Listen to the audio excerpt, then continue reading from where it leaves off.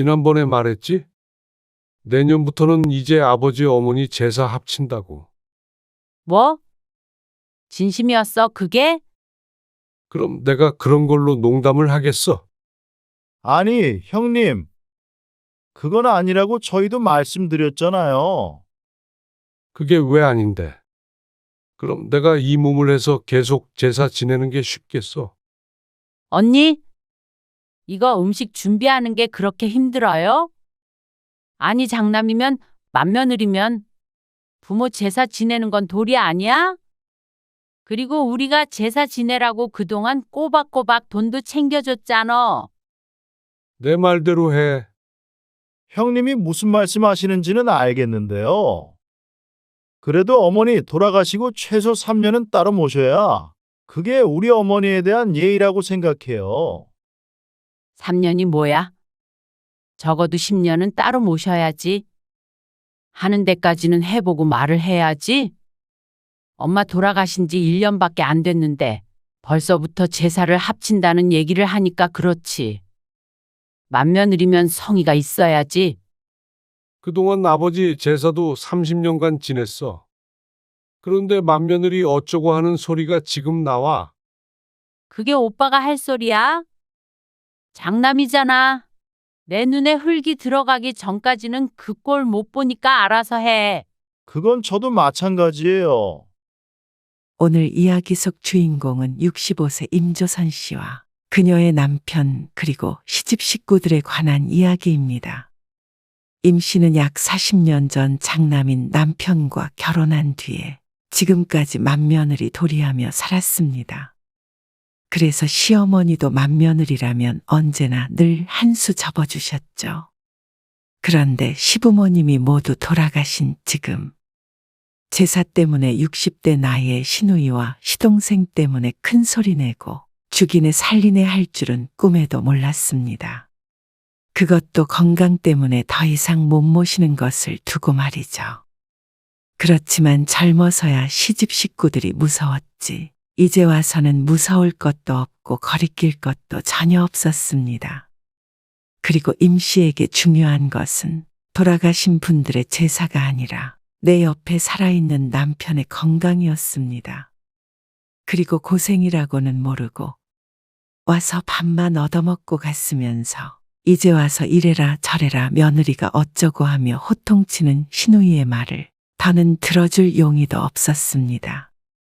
그렇게 지내고 싶은 제사면 원 없이 지낼 수 있도록 만들어주자 싶었습니다. 임 씨의 시아버지는 30년 전에 돌아가셨습니다. 결혼한 지 10년 정도 지났을 때였죠. 1시간 정도 거리에 살고 계셨던 시어머니도 허리를 다쳐서 그때부터는 장남인 임신의 집에서 차례도 지내고 시아버지의 제사도 지내게 되었습니다. 애미야, 네가 고생이 많다. 고생은요?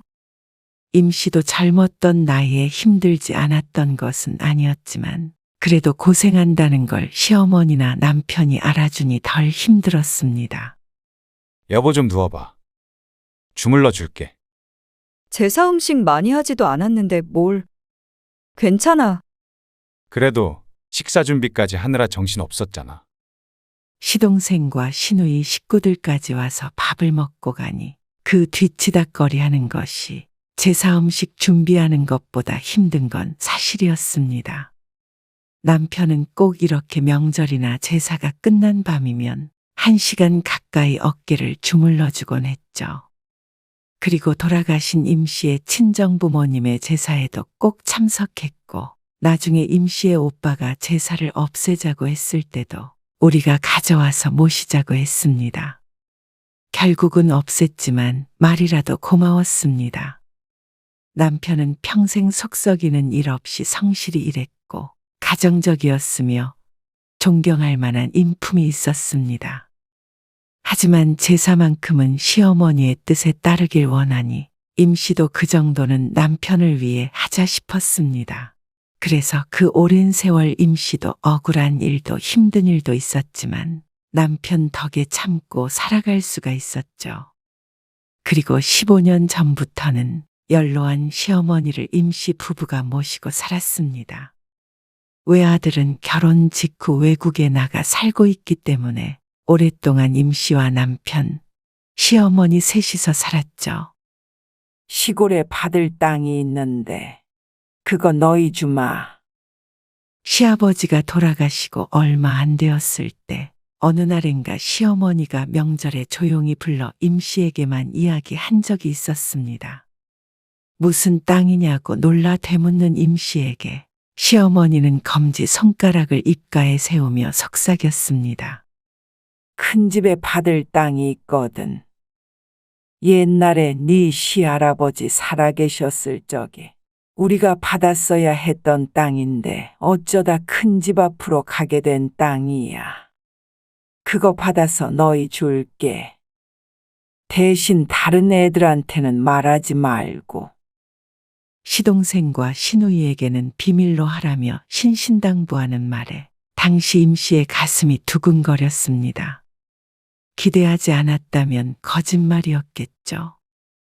하지만 그것이 5년, 10년, 15년이 지나고 시어머니를 모시고 사는 동안 깨달았습니다. 아, 못 받을 땅이구나. 아니, 그런 땅이 존재하지 않을 수도 있겠구나. 하고 말이죠.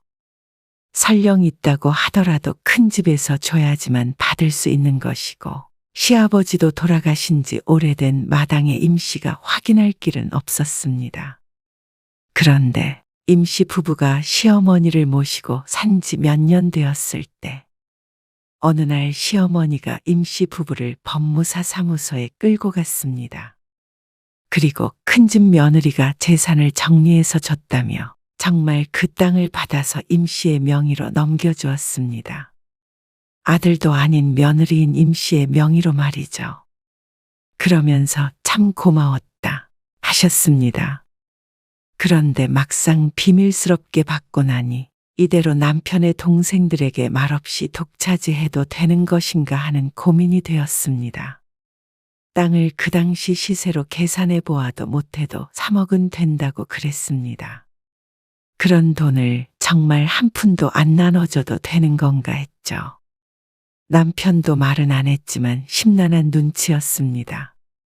하지만 시어머니가 입도 뻥끗 못하게 하니 얌전히 가지고 있을 수밖에 없었습니다. 그리고 작년 시어머니는 89세의 나이로 작고하셨습니다. 부모를 떠나보낸 자식들 마음이야 똑같이 슬프겠지만 오래 모시고 살았던 임씨나 임씨의 남편은 기분이 유독 남다를 수밖에 없었죠. 그런데 애도의 기간이 지난 뒤에는 정리할 문제들이 남아 있었습니다. 시어머니가 큰 재산은 가지고 있지 않았어도 임씨 부부가 모시고 살기 전에 살던 지방에 작은 아파트가 한 채 있었는데 그것도 처분하니 6천만 원 정도가 되었습니다. 당신이 서운하지 않겠어? 6천만 원을 삼형제가 똑같이 나눠 가져야 하는 것이 억울하지 않느냐는 남편의 질문에 임씨는 잠시 생각했습니다. 물론 전혀 억울하지 않다면 거짓말이겠죠. 긴 세월 동안 임씨가 맏며느리 노릇하느라 고생한 것에 비하면 시누이나 시동생은 고생이라고는 모르고 살았으니 말이죠. 하지만 그렇게 따지자면 임씨의 친정도 마찬가지였습니다. 친정부모님의 제사를 모셨던 큰오빠도 다른 형제들과 똑같이 나눠 가졌습니다. 더 챙겨주자는 형제도 있었고 똑같이 가져야 한다는 형제도 있었는데 결국 똑같이 나누니 형제들끼리 밥먹은 없어 지금껏 잘 지내고 있었습니다. 아마 남편도 그것을 원하지 않을까 싶었습니다. 다 똑같이 나눠야지. 그래도 자식들인데. 그리고 어머니가 주신 땅도 그것도 나눠주자. 그러자 남편이 놀랐습니다. 그거는 당신 고생했다고 어머니가 주신 거잖아. 그래도 어떻게 우리끼리 몰래 챙겨? 그리고 시대가 어느 땐데 장남이 더 받아? 그러면 시대가 어느 땐데 당신은 우리 어머니 모시고 살았어? 땅까지 똑같이 나누자는 말에 남편이 오히려 임씨를 말렸습니다. 하지만 시어머니가 좋은 마음으로 주신 땅을 임씨도 좋은 마음으로 다 같이 나누고 싶었죠. 그런데 이런저런 일이 정리되기도 전에 남편이 뇌경색으로 입원을 하게 되었습니다. 시어머니 상을 치른 지 얼마 되지도 않아서 남편 상까지 치르나 싶었습니다. 임씨도 남편도 힘든 시간을 보냈습니다. 시간이 지나 어느 정도 회복해서 퇴원을 했지만 후유증으로 남편의 상태는 이전과는 조금 달랐습니다. 눈도 어두워졌고 가끔씩 얼굴이 마비가 되는 느낌이 있다고 했습니다. 행동도 굼떠졌죠. 그러다 보니 몇 달이 훌쩍 지나 있었고 시아버지 제사가 다가왔습니다. 어머니 첫 제사까지만 따로 챙기고 그 다음에부턴 어머니 아버지 제사 합쳐서 하자. 더 간단히 음식 몇 가지만 올려서. 그렇지 않아도 시어머니 살아계실 때도 조금씩 음식 가짓수를 줄였었는데 남편은 그마저도 더 간소화하자고 했습니다. 아무래도 자신의 몸 상태가 좋지 않으니 임씨 혼자 고생할 듯해서 걱정이 되는 듯 했습니다. 그런데 그 뜻을 시동생과 시누이가 모인 자리에서 얘기했더니 반응이 무척 좋지 않았습니다. 제사를 합치자고? 그건 좀 아니지 않나? 몸도 아프고 이제는 힘들어서 그렇게 못해. 명절 차례는 안 지낼 거고 아버지 어머니 제사만 합쳐서 한번 지낼 거야. 그러자 시누이가 말도 안 된다며 고개를 저었습니다. 음식을 새언니가 하지 오빠가 해? 언니는 멀쩡하잖아. 네 새언니 나이가 몇인데 안 아픈 데가 없겠어. 형님, 저도 그건 마음이 좀 그러네요. 명절은 그렇다 치더라도 아버지 어머니 제사는 따로 해야죠. 그러니까 오늘 제사상도 너무 초라해서 놀랐는데 우리가 아무 말 안 했잖아. 남편은 입을 다물었습니다. 사실 미뤄뒀던 땅 이야기도 오늘 같이 꺼내기로 했었는데 동생들의 반응에 남편은 땅 얘긴 언급하지 않았죠. 제사 지내는 사람이 정하는 거지 그건. 어쨌거나 그런 줄 알고 있어. 예전 같았으면 같이 술 한 잔도 하고 얘기도 나눌 텐데 기분이 상해서 그런지 시어머니가 안 계셔서 그런지 남편은 굳은 표정으로 식사를 마치고 동생들을 빨리 돌려보냈습니다. 왜 말 안 했어? 그냥 머릿속이 복잡하네. 곧 죽어도 제사 합치기 싫다는데 억울하기도 하고. 남편은 씁쓸하게 대답했습니다. 임씨 또한 그런 남편을 보는데 입안이 썼죠. 그 뒤로 시누이나 시동생에게서는 아무 말도 없었습니다. 그리고 시어머니의 첫 기일이 되었죠. 너는 집에 있잖아. 그러니까 좀 일찍 와서 도와. 나? 바쁘지? 9시는 돼야 갈 수 있어. 작은 오빠도 늦는 데지? 일이 바쁘다고 늦는데. 장사를 한다고 한 번도 일찍 와서 도와본 적이 없는 남동생 부부. 어쩔 수 없지. 새언니 보고 고생 좀 해달라고 말 좀 잘해줘. 이따가 갈게. 시아버지 제사 준비를 하는 것도 쉽지 않았습니다. 아무리 간소화해도 제사상이었고 손님을 맞는 일도 스트레스가 없을 수는 없었습니다. 남편은 몸이 아파 전처럼 적극적으로 도와주지도 못하고 임씨도 나이가 드니 허리고 무릎이고 손목이고 다 욱신거렸습니다. 그런데 시동생이고 시누이고 누구 하나 일찍 와서 거드는 법이 없었습니다. 더군다나 임씨의 남편의 몸이 아픈데도 별 생각이 없어 보였습니다. 그리고 제사상이 준비가 다 되었을 때 늦음하게 하나씩 들어왔습니다. 그러면서 제사를 합치지는 말라니. 참 이기적인 사람들이었습니다. 제사가 끝나고 남편이 동생들을 앉혀놓고 말했습니다. 지난번에 말했지? 내년부터는 이제 아버지 어머니 제사 합친다고. 그러자 시누이가 말했습니다. 뭐? 진심이었어, 그게? 그럼 내가 그런 걸로 농담을 하겠어?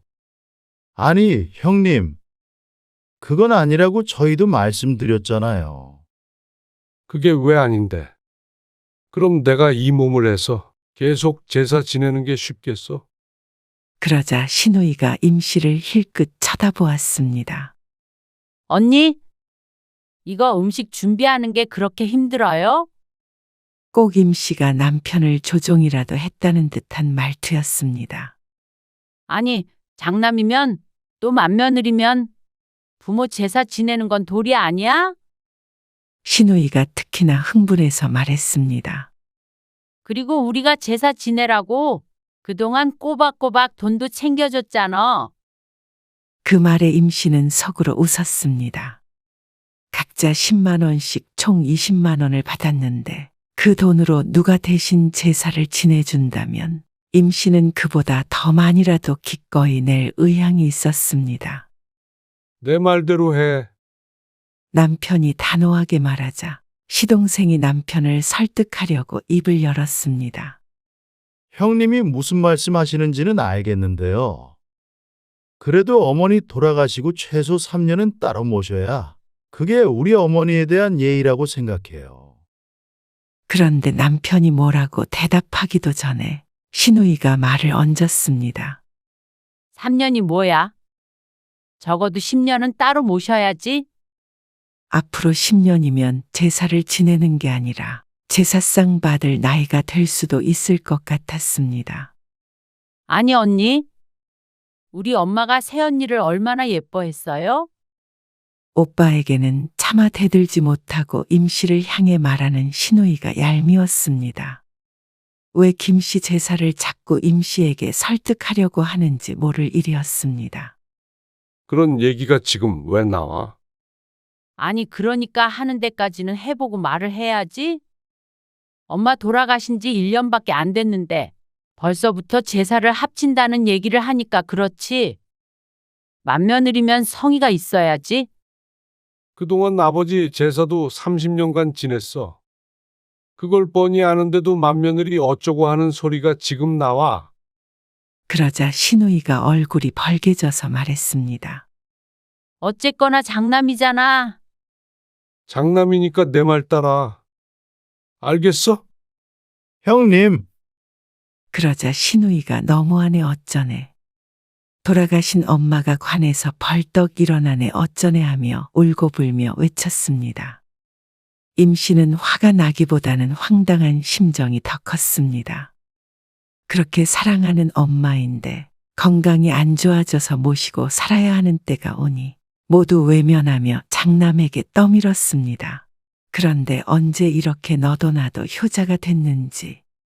살아계실 때 잘하지. 왜 이제 와서 이러는지 이해가 안 됐습니다. 솔직히 새언니도 알잖아요. 우리 엄마 같은 사람이 어디 있어요? 시집살이 시키지도 않고. 헛웃음이 나왔습니다. 좋은 분인 것은 맞았지만 시어머니를 모시고 산 세월이 결코 호락호락하지만도 않았습니다. 꼭 시어머니를 모셔본 것처럼 말하는 신우이에게 어이가 없었습니다.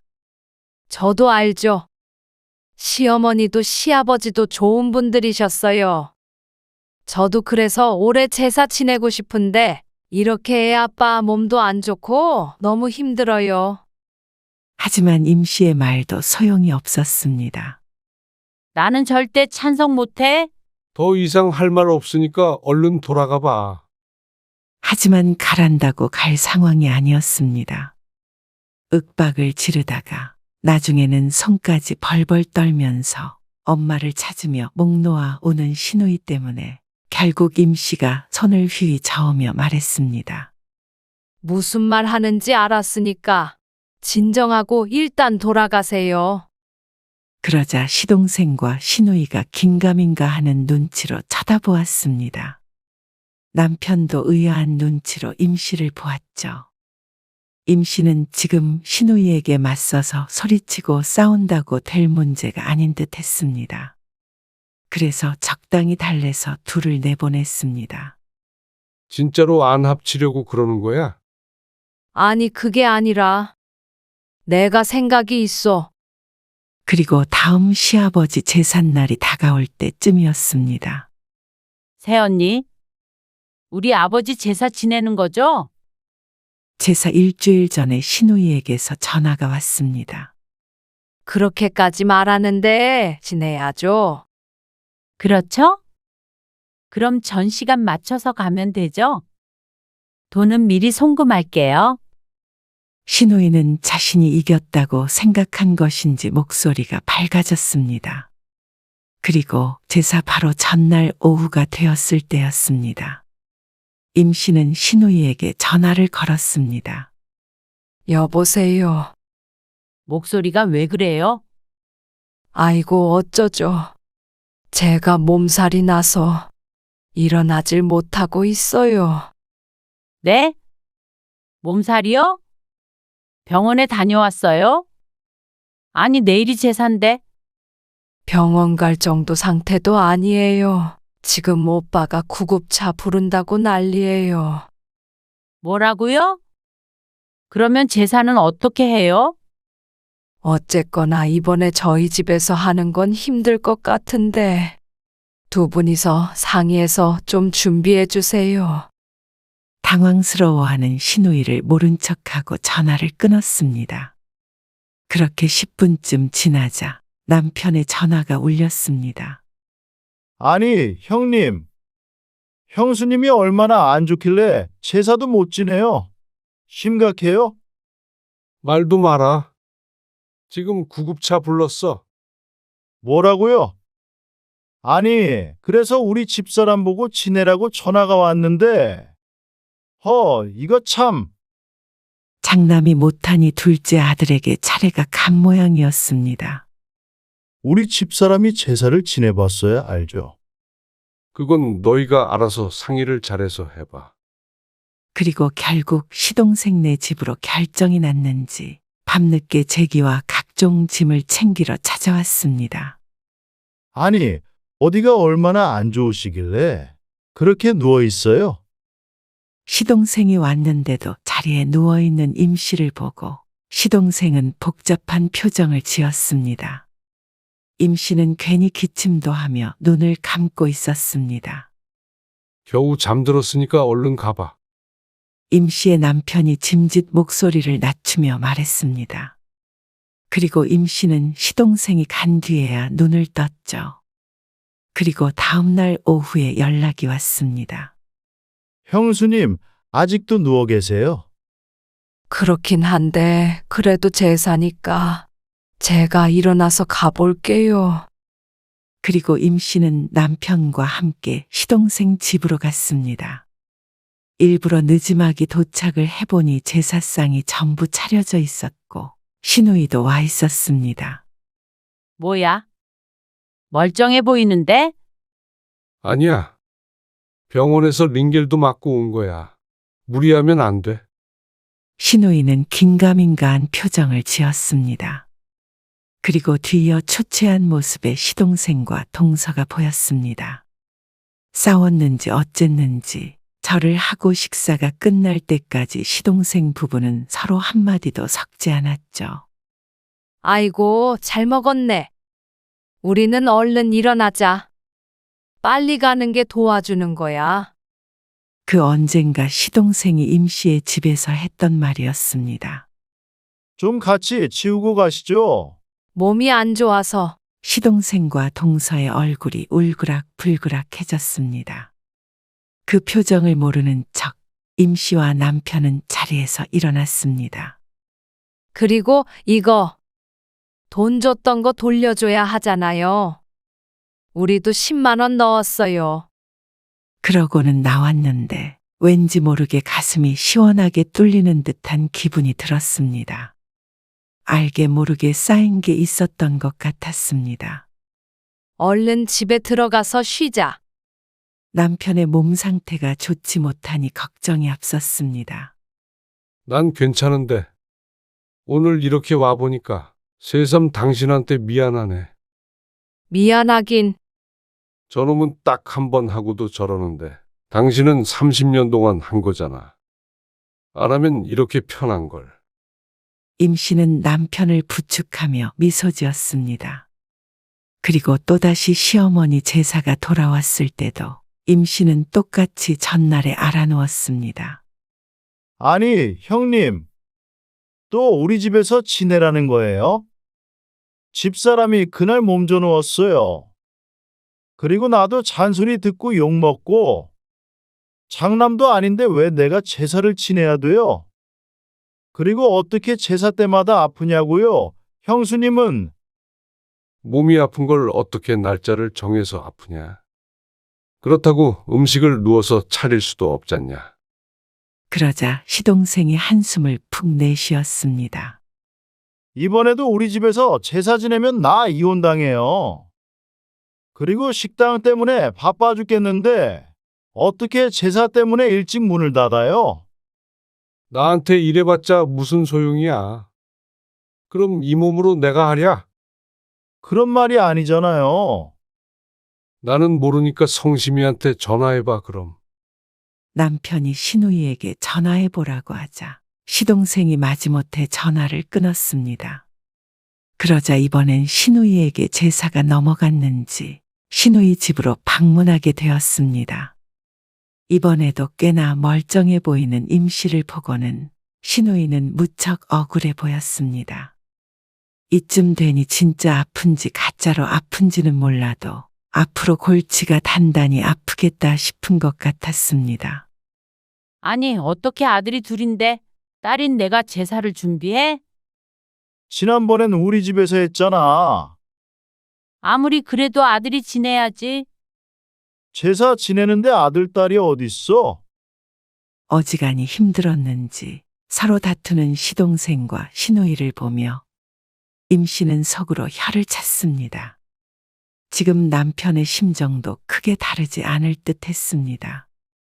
제사가 끝나고 밥을 먹으면서도 한참을 투닥거리더니 서로 눈치를 보다가 시동생이 말을 꺼냈습니다. 그러면 지난번에 형님이 말씀하셨던 것도 있고 하니까 내년부터는 제사를 합치자고. 그러자 그렇게 난리를 치던 신우이도 슬그머니 고개를 끄덕였습니다. 그래. 오빠 말대로 하자. 그 정도는 엄마도 이해해 주시겠지?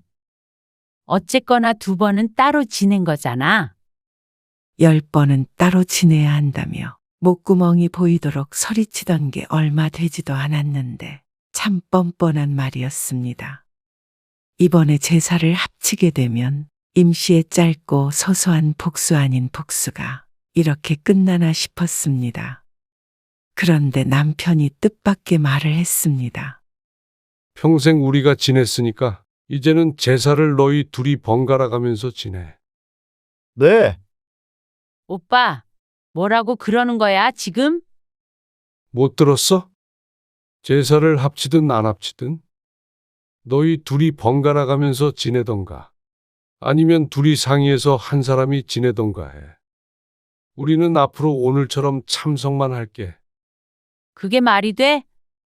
지난번부터 왜 그러는 거야? 그러게요. 형님, 꼭 어머니 돌아가시기만 기다렸던 것처럼 그러시네. 내가 평화롭게 얘기하고 싶어도 자꾸 이러면 곤란해요. 곤란하면 어떻게 되는 거야? 들어보니까 환자 있는 집에서 제사 지내는 거 아니라더라. 그게 무슨 소리야? 다 미신이지. 돌아가신 엄마가 관에서 나오네 만회했던 신우이가 미신 타령을 하니 웃겼습니다. 아니, 그리고 오빠 이렇게 멀쩡해 보이는데 어디가 아프다는 거야? 그 말에는 임 씨도 화가 나 눈을 부릅뜰 수밖에 없었습니다. 입원했던 당시의 모습을 봤으면서도 이런 말을 하는 게 기가 막혔습니다. 제 오빠의 건강보다도 스스로의 몸 하나 편한 게 더 중요해 보였습니다. 그건 시동생도 마찬가지였습니다. 그래요, 형님. 보니까 형수님도 멀쩡해 보이고 제사 모시기 싫어서 둘이 쇼하고 있는 거 아니냐고요. 분위기가 점점 험악해졌고 신우이는 또 눈물을 찍어대고 있었습니다. 우리 엄마 불쌍해서 어째? 그 모습을 보고 임씨도 한마디 했습니다. 어머니가 보시면 참 효자 효녀라고 했겠네요. 뭐라고요? 이제 보니까 다 새언니가 꾸민 거네. 꿈이다니요. 뭘요? 아픈 척해서 제사 안 모시려고 수 쓰는 거잖아요? 그렇게 울고불고 할 정도면 직접 지내시면 어머니가 좋아하시겠어요? 지금 누굴 놀려요?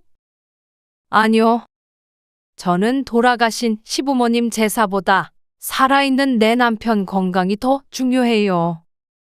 그러니까 제사 모시는 거는 30년간 한 걸로 충분하다고 생각해요. 우리 엄마 재산 2천만 원도 상속받아 놓고는 어이가 없네. 2천만 원이요? 그 정도는 모시고 살면서 충분히 했다고 생각하고요. 아가씨는 2억을 줘도 못 모셨을 거는 알겠네요. 뭐야? 너 지금 그게 무슨 말버릇이야? 그리고 어머니 제사상 앞에서 이럴 거야?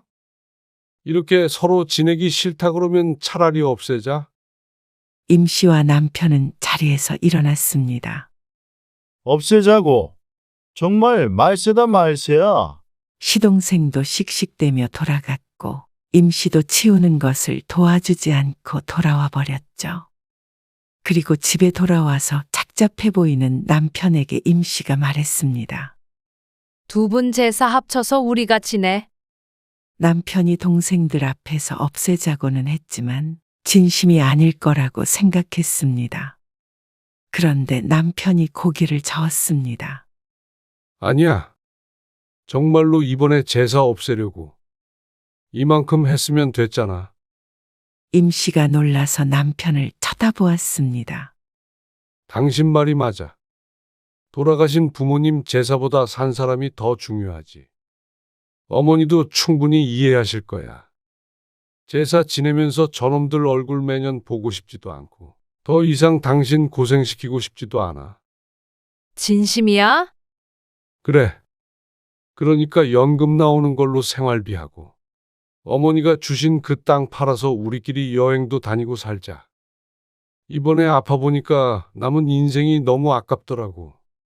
나도 건강 잘 챙겨서 더 회복할 수 있도록 할게. 그동안 고생했어, 여보. 임씨의 눈시울이 붉어졌습니다. 괜찮아? 그 땅 우리가 다 가져도. 당연하지. 저놈들은 줄 것도 없어. 고생한 당신이 갖는 게 맞아. 어차피 있는 줄도 모르는 재산인데 뭘 알겠어. 자격도 없는 놈들은 신경 쓰지 말어. 임씨는 남편의 말을 듣고 고개를 끄덕였습니다. 이제 임씨도 착한 며느리, 착한 올케, 착한 형수는 그만두기로 했습니다. 그래서 임씨는 남편에게 그럽시다 하고 말했습니다. 당신도 고생했어. 남편이 말려 임씨는 평생 밖에서 일해본 적도 없었습니다. 그런 아내와 자식 먹여 살리려고 수십 년 동안 일만 한 남편이야말로 고생했다고 생각했습니다. 그리고 제사를 없앤다고 선언하고 처음 돌아온 기일에 휴대폰이 잠잠했습니다. 제사를 없애지 않으면 자신들 중 하나가 모셔야 하니 선뜻 연락할 사람은 없을 듯 했습니다. 그리고 그 다음 해에도 연락은 오지 않았습니다. 그런 것을 보니 그 땅을 나눠주지 않은 게 천만다행인 듯 했습니다. 부모 생각이라곤 눈꼽만큼도 없는 자식에게 가느니 임시부부가 갖는 게 맞았습니다. 임씨의 생각에도 세상이 그렇게 돌아가야 맞았습니다. 임씨와 남편은 기일에 산소만 다녀왔습니다. 그리고 그 땅은 팔아서 남편의 말처럼 여행도 다니고 부부만을 위해 썼습니다. 그동안의 보상이라고 생각하고 부담 갖지 않고 쓸 생각이었습니다. 외국에 있는 자식이야 알아서 잘 살아가고 있었으니 온전히 임씨와 남편만을 위한 돈이었습니다. 건강에 좋다는 것 많이 먹고 즐거운 것 많이 하고 좋은 것 많이 보고 그렇게 함께 살다가 가기로 결심했습니다.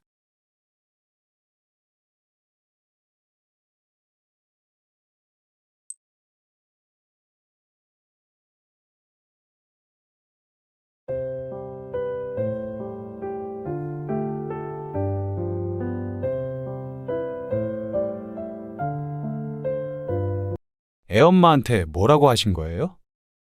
뭐라고 하긴 뭘 뭐라 그래? 지난번에 사업자금 부탁드릴 때도 그렇게 못마땅해 하시더니. 저는 괜찮아도 집사람한테 그러시는 거는 못 참아요. 엄마가 돈이 많으시다고 저희를 그렇게 무시해도 되는 건 아니잖아요. 저희가 지금 좀 상처를 많이 받아서 앞으로 찾아뵙기가 힘들 것 같네요. 전화로 어머니를 탓하며 절연하자는 아들. 나 진짜 서운해서 전화 안 받으려다가 그래도 왜 그런지는 엄마도 알아야 할 것 같아서 받은 거야. 나도 이제 엄마한테 연락 안 해. 오빠가 왜 그렇게 서운해 했는지 알겠다. 그리고 또 딸. 너희는 어떻게? 줘도 끝이 없니? 우리가 뭘? 끝없이 주는데도 더 안 준다고 연을 끊는다 그러고.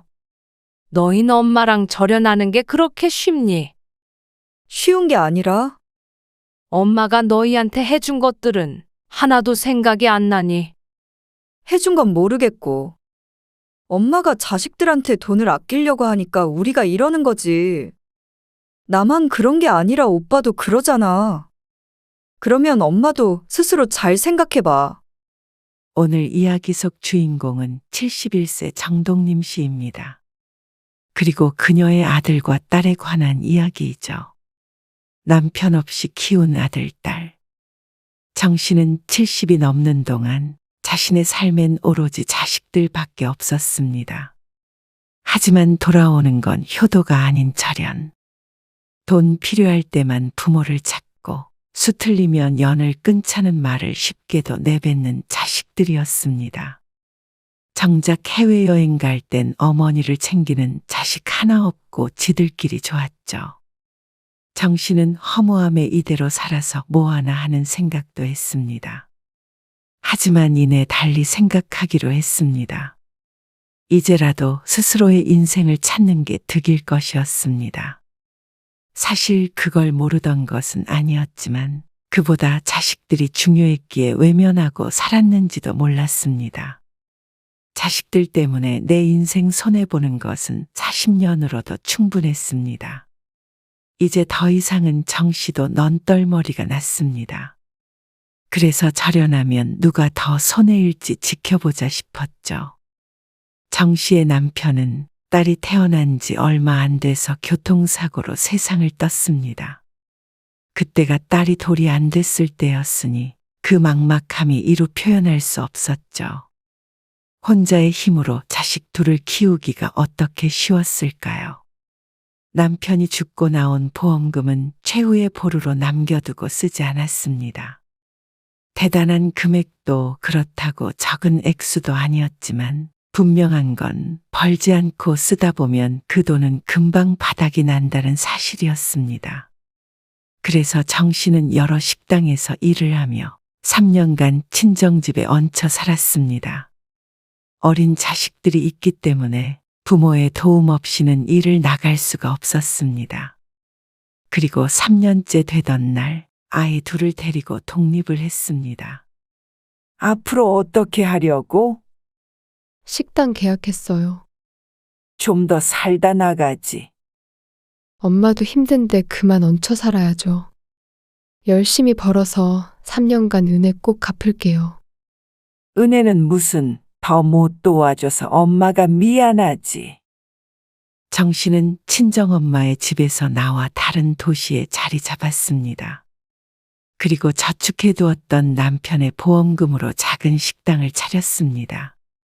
3년간 여러 식당에서 일하며 준비해왔던 매운갈비찜 식당이었습니다. 하지만 식당 규모도 크지 않고 처음엔 손님도 없었죠. 이렇게 보험금도 날리고 돈도 못 벌고 끝나나 싶었습니다. 여전히 어린 자식들은 어렸고 정 씨는 절벽 끝에 서 있는 기분이었습니다. 그런 그녀를 하늘이 도왔는지 아니면 하늘에 있는 남편이 도왔는지 식당을 차린 지 1년 정도가 되었을 무렵부터 입소문을 타기 시작해 손님이 하나 둘 늘었습니다. 1년간 하루도 쉬지 않고 문을 연 보람이 있는 듯 했습니다. 시간이 지남에 따라 정신의 세 가족은 점점 먹고 살만해졌습니다. 그리고 그때부터는 하루도 제대로 쉰 적 없이 식당에서 일만 했습니다. 그래서 첫째 아들이 고등학교에 들어갈 때쯤에는 TV에도 출연해서 크게 유명세를 탔습니다. 그 뒤 식당은 100평으로 넓혀 이전도 했고 세 식구 함께 살 아파트도 샀습니다. 그야말로 인생이 역전되었다고 할 수 있었습니다. 365일 휴일 없이 영업합니다.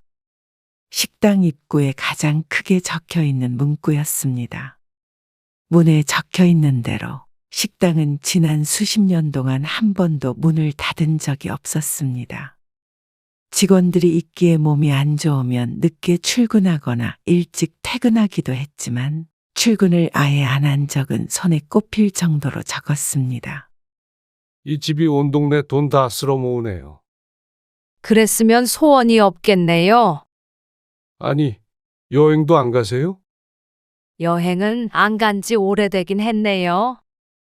아니, 제가 그렇게 오랫동안 왔어도 진짜로 식당 문을 안 닫더라고요. 에이, 닫으면 안 되죠. 하루를 쉬면 그날 돈을 못 번다고 생각하니 쉴 수 없었습니다.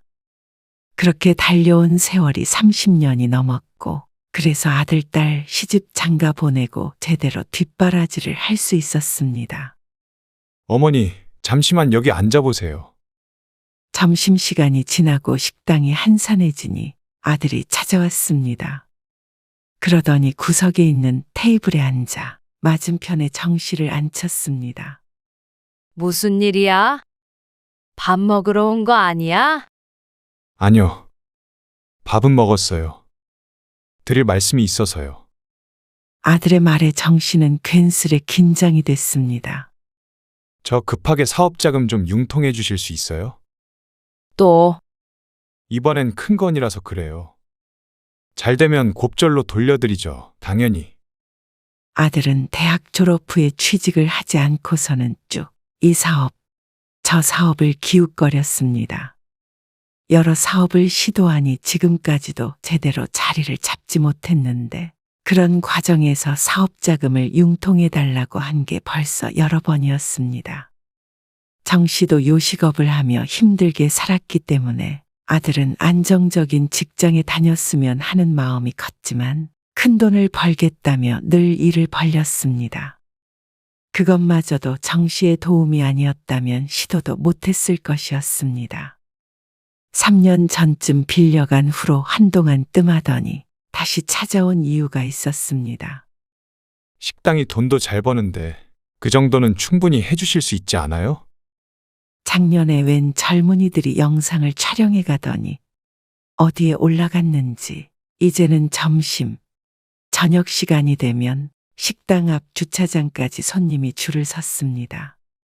안 그래도 바쁜 식당이 2배는 더 바빠졌는데 그걸 보고는 아들이 슬그머니 찾아온 것이었죠.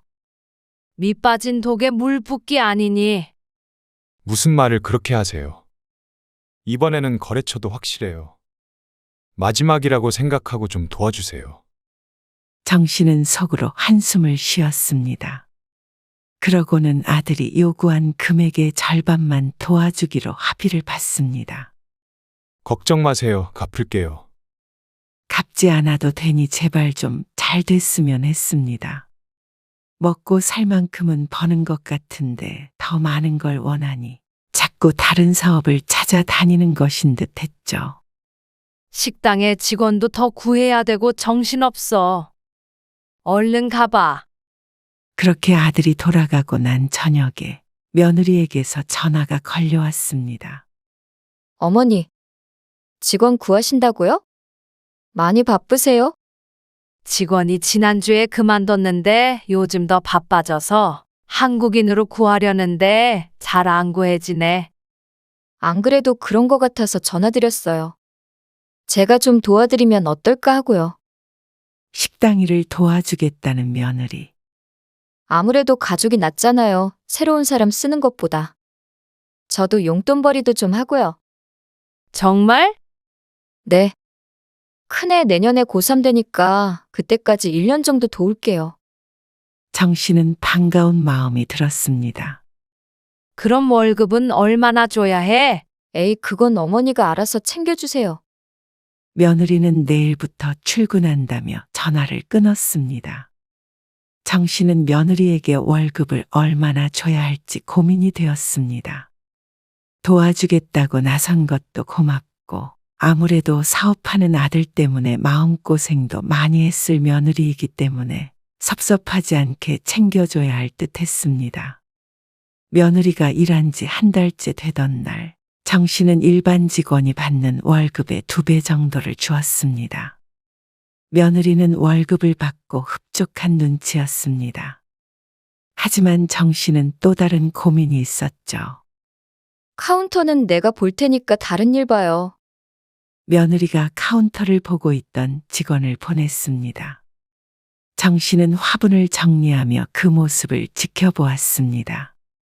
작은 한숨을 지으며 말이죠. 지난 한 달간 지켜본 며느리는 도무지 식당 일에 익숙해지질 않았습니다. 특히나 계산 실수를 이틀에 한 번꼴로 했는데 곧 죽어도 카운터에만 서 있으려고 했습니다. 아무리 바빠도 말이죠. 내가 볼 테니까 저기 좀 도와줘. 점심시간이 끝나가자 테이블을 치우느라 다들 분주해 보여 정 씨가 며느리에게 다가가 말했습니다. 며느리는 떨떠름한 기색으로 카운터 밖으로 나왔습니다. 정 씨가 우편물들을 확인하며 있는데 부엌 쪽에서 큰 소리가 들렸습니다. 이것 좀 하라니까요. 힐끗 부엌을 보니 며느리가 팔짱을 끼고 서서 직원들에게 이리저리 지시를 하고 있었습니다. 골치가 아파와 고개를 흔들고 있는 그때 딸이 손자와 함께 찾아왔습니다. 우리 밥 먹으려고 왔어. 그러더니 창가에 자리 잡고 앉았습니다. 식사를 하는 딸과 손주에게 정 씨가 다가가 옆에 앉았습니다. 그러자 기다렸다는 듯이 딸이 말했습니다. 새언니는 왜 저래? 남의 식당에서. 정 씨가 대답을 않고 있자 이번에는 다른 얘기를 꺼냈습니다. 그나저나 엄마, 우리 집 맞은편에 아파트 알지? 지은 지 얼마 안 된 거? 5년 정도 됐지. 거기 앞동에 집이 하나 나왔는데 이사 가고 싶더라고. 그래? 정 씨가 대수롭지 않게 대답하자 딸이 은근히 말했습니다. 근데 비싸. 우리 집 팔아도 빠듯하더라. 그래서 엄마가 2억만 좀 도와줘. 2억을 너무나 가볍게 입에 올리는 딸 때문에 정 씨가 입을 벌렸습니다. 아들이고 딸이고 얼굴만 보면 왜 다들 돈 타령인지.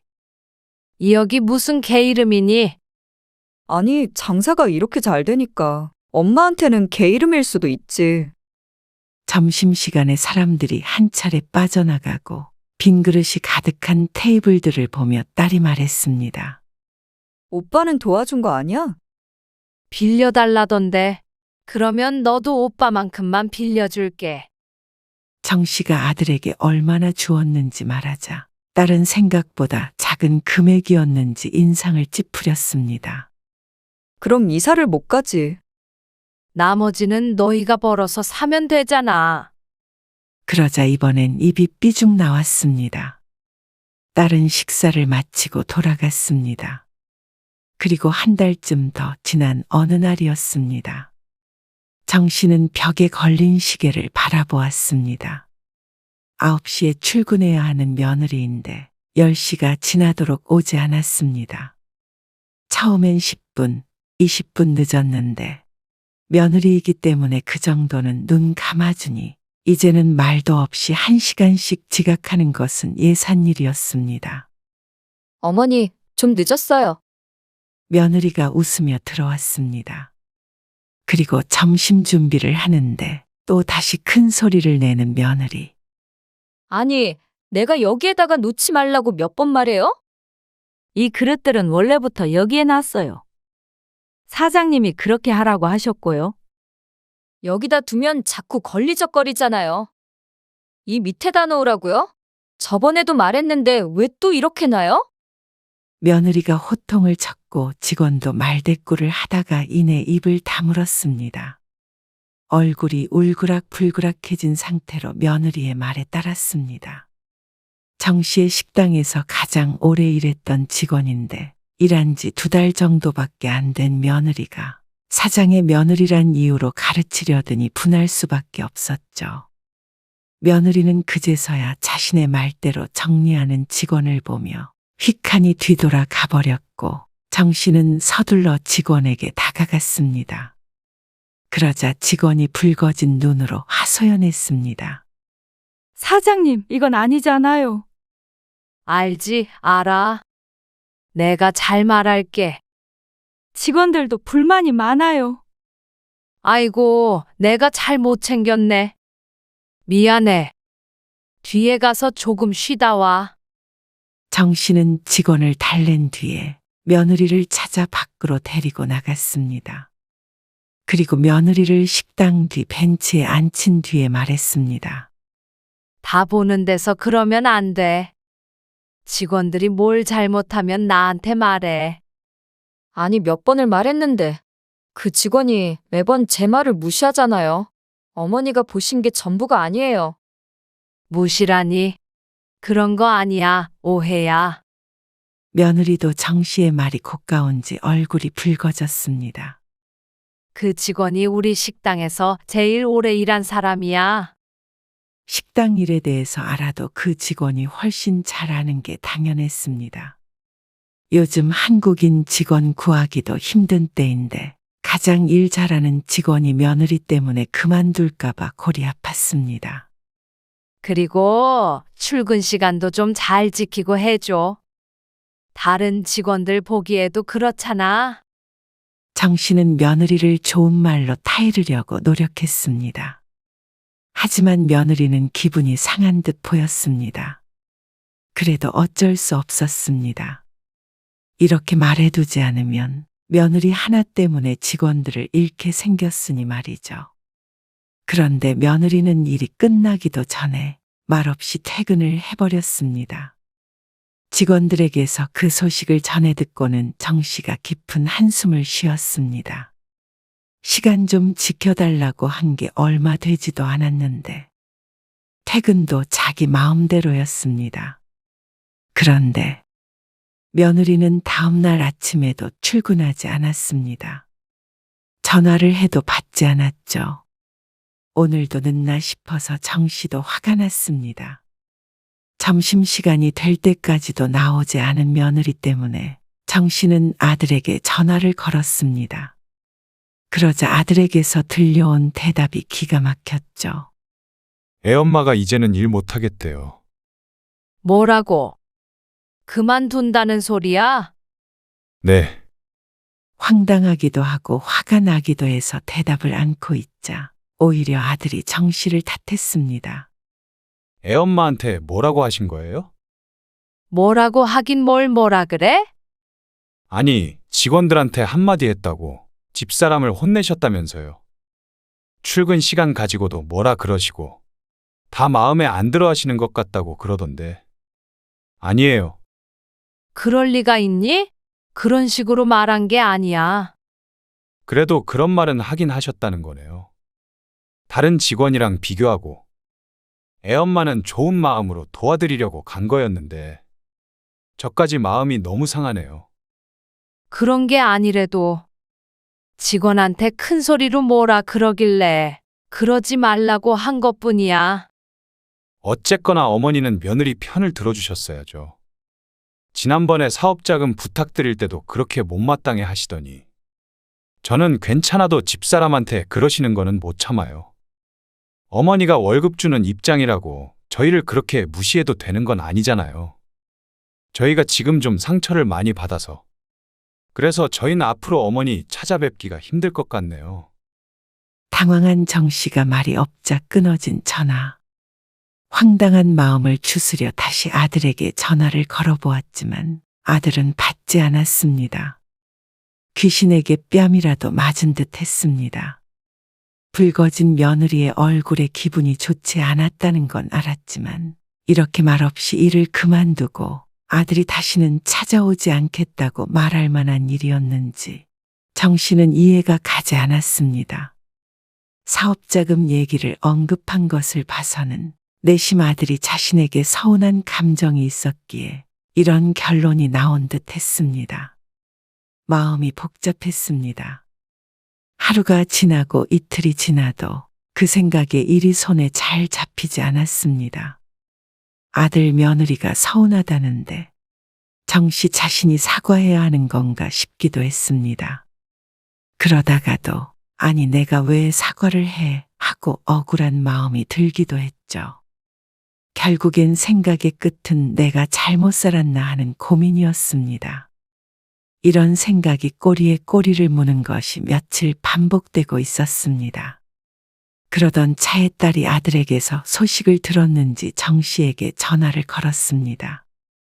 엄마, 새언니 일 그만뒀다며? 네 오빠가 그래? 그러던데. 자세한 건 모르겠는데 화가 난 것 같던데? 어쨌거나 그것 때문에 전화했어. 새언니 일 그만뒀으면 직원 자리 하나 비는 거 아니야? 우리 아들 강훈이 좀 알바로 써줘. 올해 수능을 본 손자를 2달 동안 직원으로 써달라는 딸. 강훈이를? 응, 알바 자리 구할 거라는데? 이상한 데서 일하느니 엄마 식당이 낫잖아.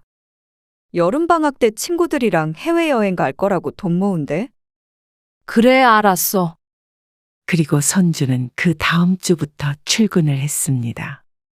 하지만 이제 20살이 된 손자가 할 줄 아는 것은 별로 없었습니다. 할머니, 계산은 못하겠는데요. 그냥 버튼만 누르면 돼. 카드 받으면 여기 이걸 누르고. 그러다가 실수하면 어떡해요? 실수? 조작법이 간단하니 실수할 일 없을 거라고 대답하려던 정 씨는 도로 말을 삼켰습니다. 그럼에도 불구하고 며느리는 종종 실수를 하곤 했으니 말이죠. 그럼 강훈아, 너는 여기 서서 이것 좀 나눠줘. 그것만 하면 돼요? 그래. 식당 일을 한 경험도 없었고 요령도 없어서 나중에는 대기하는 손님들에게 번호표를 나눠주는 일을 했죠. 그렇게 한 달쯤 일했을 때 정 씨는 또 고민이 됐습니다. 하는 일이 없더라도 한 달 동안 잘 출근을 했고 여행 가려고 돈을 모으겠다는 손자이기 때문에 얼마나 줘야 할지 고민했죠. 그래서 봉투에 5만 원짜리로 두둑하게 넣어서 보냈습니다. 보통 직원보다 100만 원을 더 넣어줬습니다. 그리고 다음 달에도 그렇게 할 생각이었죠. 그런데 월급 다음 날 손자가 출근을 하지 않았습니다. 심장이 덜컹했습니다. 한 차례 경험이 있기에 설마 하는 생각이 들었지만 고개를 저었습니다. 그저 조금 늦는 것이겠거니 했죠. 그런데 아니나 다를까. 출근 시간이 1시간이 지나도록 오지 않는 손자 때문에 딸에게 전화를 걸었습니다. 강훈이가 안 왔네. 그러자 왜 불길한 예감은 이렇게 딱 맞아 떨어지는지 모를 일이었습니다. 딸은 잠시 말이 없더니 대답했습니다. 나는 진짜 엄마한테 서운해. 오빠가 아무리 그렇게 말해도 나는 엄마 편 들었거든? 그게 무슨 말이야? 어제 강훈이 월급날이었잖아. 봉투 보니까 350만 원 들어있더라. 그래. 여행 갈 돈 모은다길래 100만 원 더 넣었어. 그런데 딸은 분하다는 듯 말했습니다. 엄마, 새언니한테는 450만 원 줬다며? 월급으로? 근데 우리 강훈이는 왜 350만 원이야? 정 씨는 기가 막혔습니다. 손자이기 때문에 다른 직원들의 미안할 정도로 챙겨준 것이었는데 그게 부족하다며 하소연하는 딸이었습니다. 그래서 안 나왔다는 거야? 아들이나 딸이나 똑같았습니다. 서운한 게 있다고 말도 없이 출근을 않는 건 무슨 예의인지 몰랐죠. 내가 새언니 얼마 받은지 모르는 것도 아니고 왜 오빠네랑 차별하는지 모르겠어. 지난번에 이사 가고 싶다고 했을 때도 내 돈으로 사라고 그러고 돈도 잘 벌면서 그렇게 아까워? 나 진짜 서운해서 전화 안 받으려다가 그래도 왜 그런지는 엄마도 알아야 할 것 같아서 받은 거야. 나도 이제 엄마한테 연락 안 해. 오빠가 왜 그렇게 서운해 했는지 알겠다. 황당하다 못해 이제는 반박조차 할 기분이 들지 않았습니다. 가슴속 깊은 곳에서부터 무거운 숨이 흘러나왔습니다. 요즘 이렇게 아들, 딸과 대화를 하고 있을 때면 지치는 기분이 들었습니다. 너희는 정씨는 한참을 딸이 하는 얘기를 듣다가 입을 열었습니다. 너희는 어떻게? 줘도 끝이 없니? 그게 무슨 말이야? 이렇게 끝없이 주는데도 더 안 준다고 연을 끊는다 그러고. 너희는 엄마랑 절연하는 게 그렇게 쉽니? 아니, 쉬운 게 아니라 그러면 엄마가 너희한테 해준 것들은 하나도 생각이 안 나니? 해준 건 모르겠고. 엄마가 자식들한테 돈을 아끼려고 하니까 우리가 이러는 거지. 나만 그런 게 아니라 오빠도 그러잖아. 그러면 엄마도 스스로 잘 생각해봐. 딸은 정씨를 오히려 가르치려 들었습니다. 다른 때 같았으면 내가 뭘 잘못했나 짚어보고 딸을 설득하려 했겠지만 이제는 정씨도 그러고 싶지 않았습니다. 그래. 너희 말대로 그냥 절연하고 살자. 그러고는 전화를 먼저 끊어버렸습니다. 모르긴 몰라도 휴대폰을 든 채로 굳어있을 딸의 모습이 눈에 환했습니다. 그 뒤로 정씨도 태연하게 지냈던 것은 아니었습니다. 처음엔 자다가 벌떡 일어났을 정도로 속에서 불이 일었습니다. 내 인생을 바친 두 자식을 잃었다는 생각에 잠도 제대로 못 잤습니다. 어쩔 땐 슬프기도 하고, 어쩔 땐 화가 나기도 하고, 어쩔 땐 우울하기도 했습니다. 아들과 딸은 야속하게도 그런 정씨에게 정말로 연락을 하지 않았습니다. 그렇게 지낸 지 한 달쯤 지났을 때 여동생에게서 사진 한 장이 전송되었습니다. 자세히 보니 아들 가족과 딸 가족이 함께 찍은 사진이었습니다. 이국적인 배경인 것을 봐서는 외국인 듯 했죠. 언니, 사진 보낸 거 봤어? 봤어. 근데 왜 언니는 없어? 우리 딸내미가 보여줬는데 언니는 같이 안 갔나 해서 전화한 거야. 아무리 서운한 게 있다고 해도 어떻게 언니만 쏙 빼놓고 해외여행을 가? 정씨도 속으로는 적지 않게 충격을 받았습니다. 꼭 정씨에게 보란 듯이 자기들끼리 뭉쳐서 해외여행을 다녀온 듯 했습니다. 요즘 자식들과 연락하지 않는 정씨를 알기에 여동생이 화가 나 연락했습니다. 참, 먼저 연락해서 같이 가자고 해야지. 너무했다. 아니, 언니 옛날에 애들 준다고 땅도 사놓고 그랬잖아. 근데 자식 키워봤자 다 소용이 없네? 속사정을 자세히는 몰라도 그동안 정씨가 자식들을 위해 어떻게 헌신했는지 아는 동생은 자기가 더 억울해했습니다. 그리고 여동생의 말이 맞았습니다. 10년 전쯤 나중에 자식들 물려주자 하고 땅도 사놨습니다. 아들, 딸에게 말한 적은 없지만 나중에 자신이 죽어도 자식들은 풍족하게 살았으면 했습니다. 그런데 그게 이제 와서 무슨 소용이 있나 싶었습니다. 돈이 아니면 부모는 필요가 없는 거구나. 절연하면 누가 손해인지 지켜보자. 정씨는 가슴에 깊이 새겼습니다. 그리고 정씨도 누구에게도 연락하지 않고 지냈습니다. 그렇게 반년 정도가 지났습니다. 정씨는 스스로에게도 놀랐습니다. 인생의 전부가 아들, 딸이었는데 그런 아들, 딸이 없어도 정씨의 인생은 잘 굴러갔습니다. 아니, 오히려 더 좋았습니다. 정씨는 식당에서 보내는 시간을 줄이고 개인 시간을 늘렸습니다. 어느 날 단골 손님이 했던 말처럼 내 시간도 보내고 번 돈도 좀 쓰고 살자 싶었습니다. 아들, 딸이 있었다면 그 정도 여유도 없이 뒤치다꺼리만 해야 했을 텐데 자식들이 없으니 부자가 된 자신을 되돌아볼 수 있었습니다. 그런데 그렇게 마음을 비우니 신기한 일이 일어났죠. 어머니, 잘 지내셨어요? 아들에게서 먼저 연락이 왔습니다. 잘 지냈지? 더할 나위 없이 잘 지냈습니다. 제가 전에는 서운한 게 커서 좀 욱했던 것 같아요. 웬일로 먼저 손을 내미는 아들. 그러니 어디 편찮은 데는 없으시고요? 없다. 아, 그래도 이제 좀 식당 일도 쉬시는 게 좋잖아요. 안 그래도 쉬엄쉬엄 하고 있어. 놀러도 다니고. 그러자 아들이 밝게 대답했습니다. 아, 그래요? 잘 됐네요. 어머니도 이제 나이가 있으시잖아요. 그래서 식당을 저랑 집사람이 같이 해볼까 해서요. 그러면 그렇지. 조금이나마 기대를 했던 정씨만 끝까지 바보였습니다.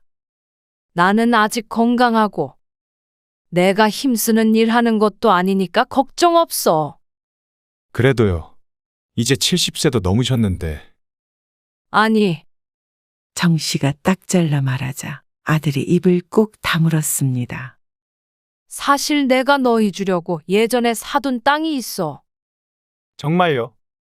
아들이 언제 입을 다물었냐는 듯이 깜짝 놀라서 외쳤습니다. 그래. 근데 그냥 그거 팔아버리고 다 써버리려고 한다. 그게 무슨 말씀이세요? 연끈은 너희들에게 줄 일 없으니까 내가 다 쓰고 죽어야지. 연을 끊다뇨. 아니에요. 그래서 제가 먼저 전화드렸잖아요. 그때는 그냥 홧김에 해본 말이었어요. 아들이 다급하게 변명했습니다. 아니, 이젠 내가 너희 엄마 하기 싫다. 그리고 돈 잘 버는 식당 일을 뭐하러 나이 들었다는 이유로 너희한테 물려줘야 하니. 이 돈 저 돈 다 해서 실컷 여행이나 다니면서 살 거다. 그러다가 아프면 식당 처분하고 그 돈으로 또 간병인이나 쓰지 뭐. 그러니까 너도 애써 끊어진 인연 이어붙이려고 하지 말고 엄마 없다고 생각하고 살아. 네가 원했던 거니까. 그리고 전화를 끊었습니다. 끝까지 실망만 주는 아들 덕분에 더 덤덤하게 마음을 정리할 수가 있었습니다. 그리고 그건 딸도 마찬가지였습니다. 엄마, 땅 얘기 뭐야? 그런 얘기를 왜 숨기고 있었어? 미리 말하면 뭐가 달라졌니? 그럼 내가 삐지지도 않았지. 나는 엄마가 우리한테 쓰는 돈이 아까운가 해서 서운했다고. 절연하자는 말을 삐졌다는 말로 포장하는 딸이 기가 찼습니다. 너희는 그게 참 쉬운가 보다. 부모 자식 사이를 끊었다 붙였다. 에이, 부모 자식 사이를 말 한마디로 끊을 수가 있어? 그냥 하는 소리지. 그러니. 근데 나는 그게 안 돼. 다시 붙이질 못하겠다. 네 오빠랑 통화했으면 알겠지. 너희한테 남겨줄 돈 한 푼도 없으니까. 끊자. 아니야. 엄마, 미안해. 더는 딸의 목소리를 듣기가 싫어서 전화를 끊었습니다. 평생의 헌신을 부정당한 기분이었습니다. 40년간 퍼부은 것으로 충분하다고 생각했습니다. 딸에게 말했던 것처럼 앞으로 땡전 한 푼도 아들, 딸에게 남길 생각이 없었습니다. 땅도 다 처분해서 펑펑 쓰며 살 계획이었고, 식당도 좀 더 나이 들면 처분해서 아끼지 않고 여유롭게 살다가 갈 생각이었습니다. 그러려면 지금부터 열심히 쓰면서 살아야겠죠. 남은 인생이라도 하고 싶은 거 다 하고 자식에게 벗어나서 살아야겠다고 다짐했습니다. 그날 이후로 아들이랑 딸이 미안하다고 식당에도 찾아온 것은 당연했습니다. 그런 자식들을 보고는 정씨는 남처럼 대했습니다. 음식을 주문하지 않고 버티고 있으니 직원을 시켜 쫓아내버렸죠.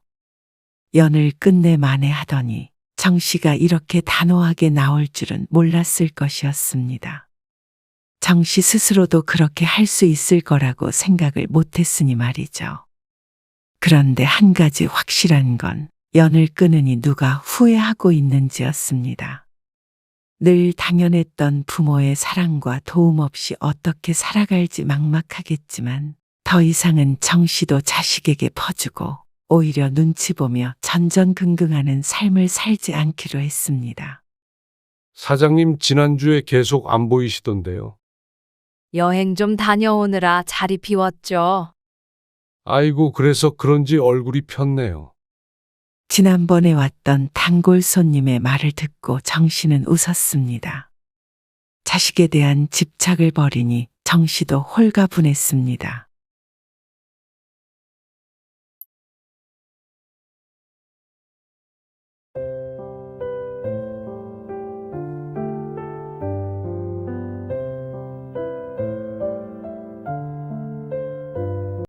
그럼 내년에는 어머님, 아버님 해외여행 보내드려야 하는 거 아니야? 그럼 우리 엄마 용돈을 줄여야겠네. 장모님 용돈을? 그럴 필요가 있어? 우리 부모님은 해외여행 말고 강릉이나 제주도 같은 데 보내드리면 되지. 그래도 칠순이시잖아. 그리고 내후년에는 우리 아빠 칠순인데. 장인어른은 상황이 다르지. 아, 우리 엄마는 왜 갑자기 그러시는지 모르겠네. 돈도 있으시면서 사람 괴롭히는 것도 아니고. 그러게. 그리고 자꾸 병원비 얘기도 꺼내시고 좀 부담스러워. 오늘은 지호 용돈도 안 주시던데. 에이, 갑자기 아들 효도를 받고 싶으셔서 그러나. 미안해, 여보. 멀리 이사를 가든지 해야지. 오늘 이야기 속 주인공은 69세 이선자 씨입니다. 그리고 그녀의 아들 며느리에 관한 이야기입니다.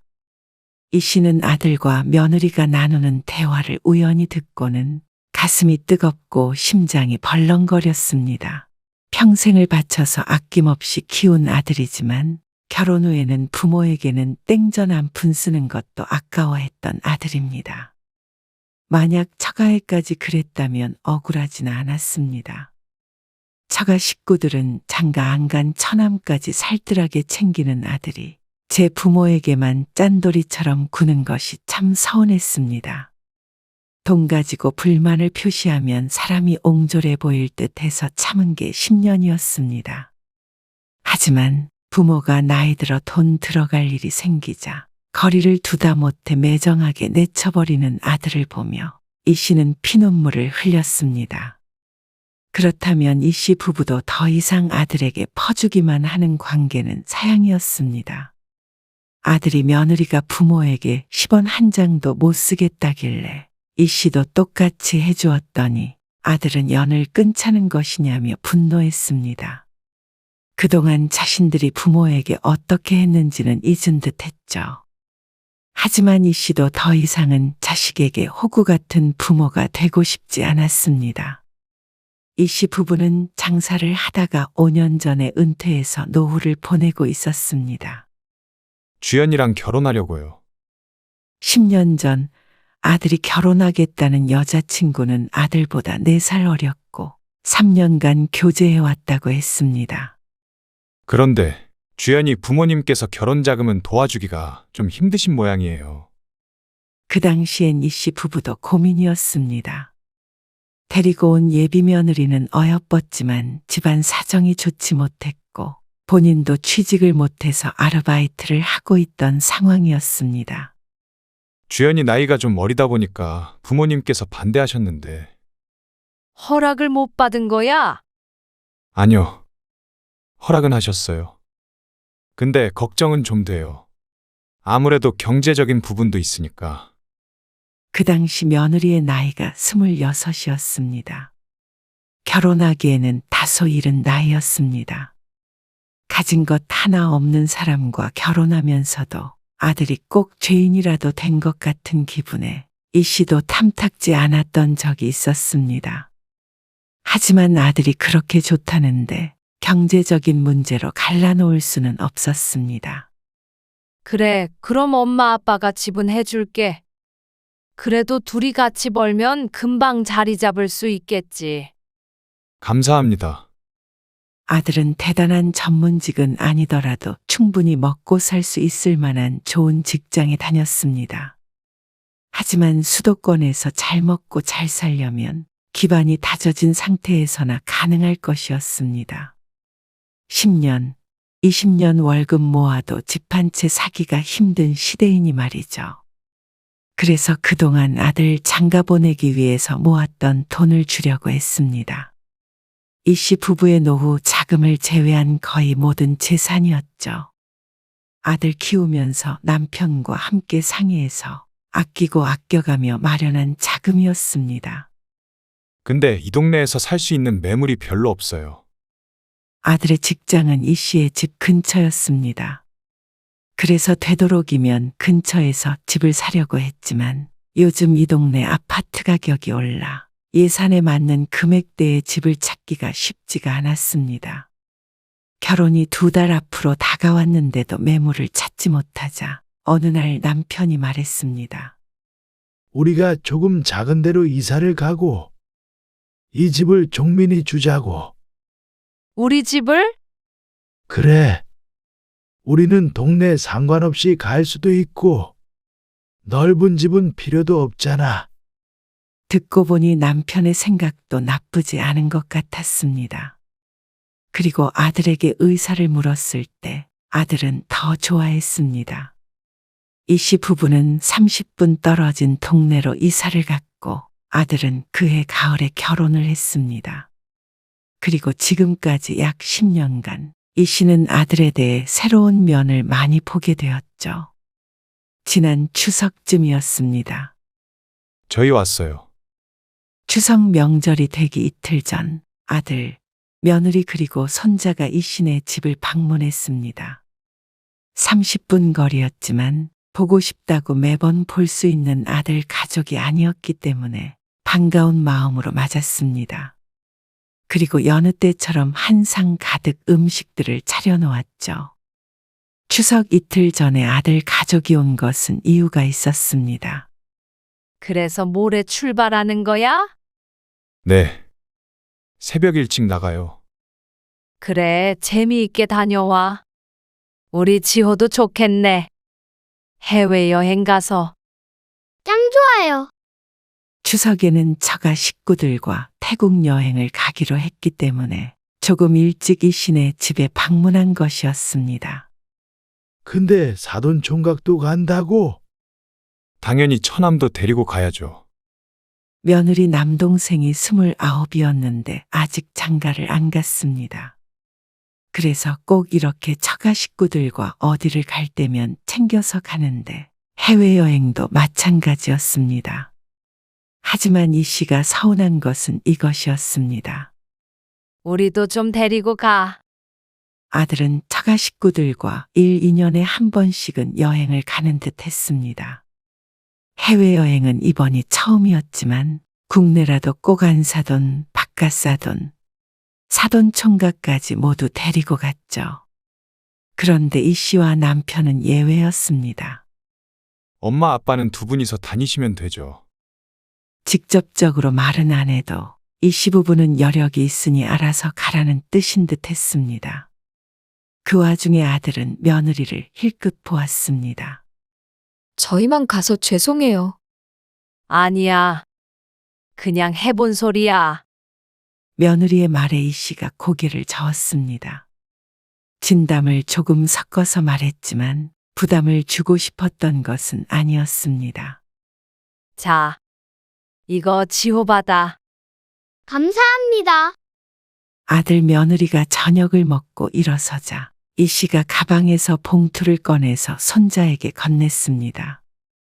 이번엔 명절이라 특히 넉넉히 넣었지만 가끔씩 손자가 오면 빈손으로 보낸 적이 한 번도 없었습니다.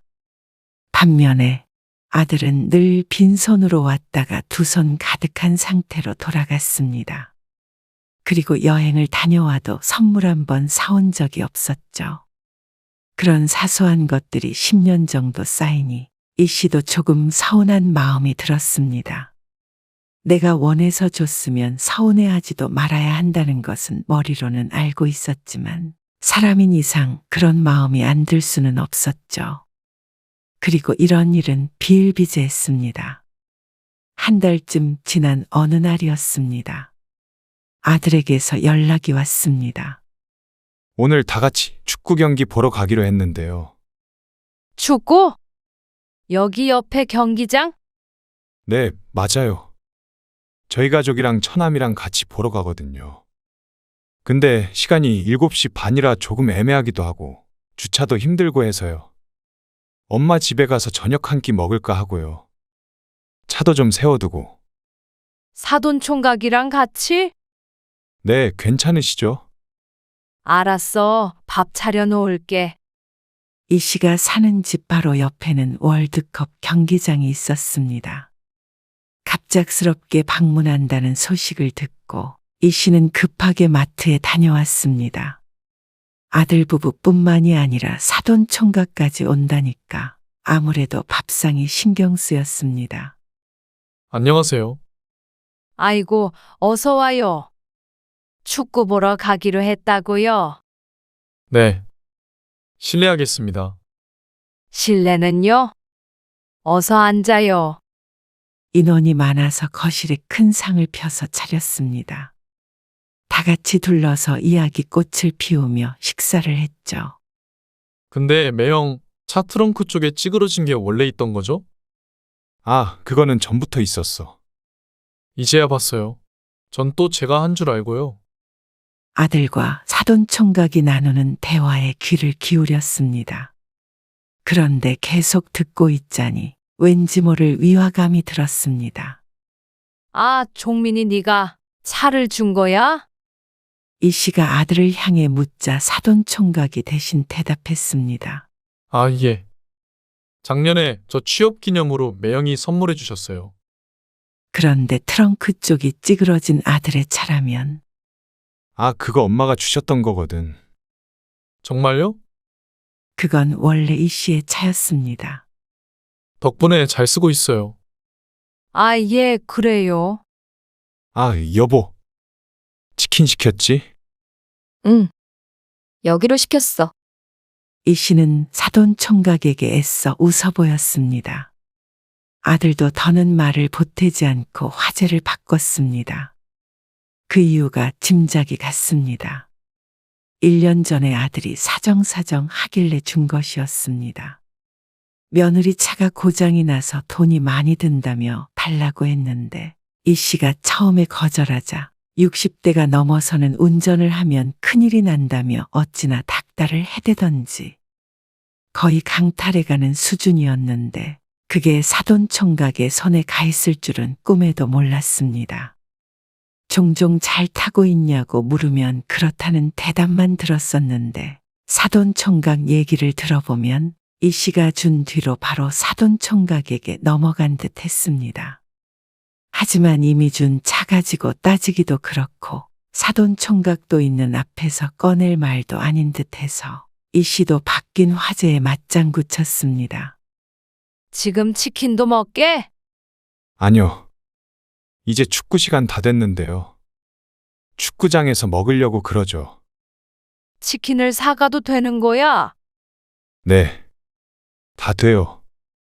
거기도 팔긴 하는데 줄도 길고 정신없어서 사서 들고 가는 게 나아요. 그 말을 하자 바로 초인종 소리가 들렸습니다. 며느리가 치킨을 받아서 들어왔는데 봉투가 2개였습니다. 치킨을 2마리 시킨 모양이었습니다. 내심 하나는 이 씨 부부 먹으라고 시켰구나 생각했습니다. 저흰 이만 가볼게요. 차 두고 갔다가 끝나고 타고 바로 갈게요. 식사를 마친 이 시간이 7시였습니다. 걸어서 10분도 안 걸리기 때문에 지금 출발하면 딱 좋다고 하며 신발을 신었습니다. 그런데 아들이 중문 앞에 있는 치킨 봉투 2개를 양손에 들고 현관문을 열었습니다. 잘 먹었습니다. 안녕히 계세요. 그리고 아들, 며느리, 손자, 사돈 총각까지 그렇게 집을 떠났습니다. 무슨 넷이서 치킨을 2마리나 먹어? 이 씨도 조금 황당한 기분이 들었는데 남편도 같은 생각을 하고 있었던 것 같았습니다. 그러게. 나는 우리 한 마리 주는 줄 알았네. 남들이 들으면 비웃을지 몰라도 이 씨는 섭섭했습니다. 이런 생각을 하는 이 씨가 쪼잔한지 아니면 밥은 얻어먹고 치킨 시키는 김에 한 마리 더 시켜서 엄마 아빠 줄 생각은 안 하는 아들이 쪼잔한지 모를 일이었습니다. 결혼 후 아들이 이 씨 부부에게 돈 한 푼 제대로 쓰는 걸 본 적이 없었습니다. 이런 사소한 치킨 같은 것도 말이죠. 보면 처갓집 식구들과는 자주 외식도 하는 것 같은데 이 씨 집에 오면 꼭 밥을 차려달라고 그랬습니다. 어쩌다 가끔 바깥에서 식사를 하면 당연하다는 듯이 이 씨가 계산할 때까지 기다릴 때가 많았죠. 지난 어버이날까지 이 씨가 계산했다고 하면 말 다 한 것이었습니다. 그렇다고 이 씨 부부가 큰 부자도 아니었습니다. 그저 평범하게 노후 준비가 되어 있는 상태일 뿐이었습니다. 사돈네와 비교하면 그마저도 대단할지도 모르겠지만 말이죠. 아들이 사돈 총각한테 차까지 주는 것도 보면 처가에 보통 정성을 들이는 게 아닌 듯 했습니다. 그런 모습이 처음에는 좋아 보였지만 이제는 처갓집과 이 씨 부부를 차별하나 싶어서 기분이 떨떠름할 때가 많았습니다. 아무래도 마음 가는데 돈이 가는 것 아닌가 싶었으니 말이죠. 마누라가 예쁘면 처갓집 말뚝에다도 절을 한다더니 며느리가 그렇게 좋은가 보다. 그렇게 생각하려고 노력해야 했습니다. 하지만 이마저도 조금 섭섭하다 정도로 넘어갈 수 있는 문제였지만 얼마 전에 있었던 사건은 이 씨 부부를 크게 충격받게 했습니다. 아버지가 쓰러지셨다고요? 아니, 쓰러진 게 아니라 집 앞에서 넘어져서 병원에 왔어. 넘어졌다고요? 어쩌다가요? 어제 비 왔잖아. 근데 오늘 너무 추워서 바닥이 얼어 있었나 봐. 지나가다가 뒤로 넘어져가지고 눈앞에서 쿵 하는데 아직도 가슴이 철렁하다. 원래 디스크도 좀 있으셨잖아요. 입원하셔야 하는 거 아니에요? 아니, 놀라서 구급차 타고 오긴 했는데 사진 찍어보니까 괜찮은가 봐. 네 아빠가 입원은 하기 싫다 그래서 오늘 집에 갈 건데 너 퇴근했니? 지금 퇴근 중이에요. 아이고, 그러면 좀 와서 병원비 좀 대신 해줄래? 경황이 없어가지고 내가 지갑을 놓고 왔어. OTP가 없어서 이체를 못하네. 며칠 입원할 줄 알고 나중에 퇴원할 때 수납하려고 집에도 안 다녀왔지 뭐야. 아, 그래요? 알겠어요. 일단 갈게요. 아침에 같이 산책하려고 집을 나섰다가 남편이 넘어지는 바람에 정신없이 병원으로 왔습니다. 수납을 해야 해서 급하게 집에 다녀오려고 했었는데 때마침 아들에게 전화가 걸려와서 다행이었죠. 아들은 통화한 지 20분이 채 안 되어 병원에 도착했습니다. 잠시만 계세요. 병원비 내고 올게요. 이 씨는 남편 옆에 있다가 수납하고 있는 아들 쪽으로 갔습니다. 그러자 아들이 결제를 하고서는 이 씨가 말했습니다. 이따가 집에 가시면 보내주셔야 해요. 병원비? 네, 까먹지 말고 주세요. 참, 집에 돌아가면 보내줄 생각이었지만 그걸 또 결제하자마자 자신의 입으로 칼같이 강조하는 아들 때문에 한숨이 나왔습니다. 남편과 함께 병원을 나서서 아들 차를 타고 집으로 갔는데 아들이 차를 세워놓고 다시 한 번 말했습니다. 이거 보세요. 얼마 없죠? 저도 용돈 받아서 쓰는 입장이에요. 제 비상금으로 낸 거라서 꼭 주셔야 해요. 자신의 지갑을 열어 보이면서 또다시 병원비 얘기를 하는 아들을 보자 꼭 이렇게까지 해야만 하나 싶었습니다. 섭섭한 것을 떠나서 이제는 아들에게 정남이가 떨어지려 했습니다. 병원비가 많이 나와봤자 얼마나 나왔다고 그걸 그렇게까지 아득바득 받아가야 하는지, 그게 그렇게 아까우면 처남에겐 어떻게 차를 줬고 장인장모를 데리고 어떻게 해외여행까지 갔는지. 잠시만 기다려라. 이 씨는 남편을 집에 데려다 놓고 지갑을 열어 5만 원짜리 몇 장을 꺼내서 내려갔습니다. 아들이 차를 세우고 기다리고 있었는데 그 창문을 툭툭 치자 차창이 내려갔습니다. 자, 병원비. 됐지? 이 씨는 아들이 제대로 지폐를 건네받기도 전에 뒤를 돌았습니다. 병원까지 와준 것은 고마웠지만 이제는 아들의 얼굴을 보는 것이 달갑지 않았습니다. 다시 집으로 올라오자 남편이 소파에 앉아 말했습니다. 이제 우리도 저놈한테 퍼주지 마. 남편도 수납할 때의 상황은 모르고 있었는데 차에서 병원비 타령을 하는 것을 보고는 내심 서운했던 것 같았습니다. 돈이 문제가 아니었고 금액도 문제가 아니었습니다.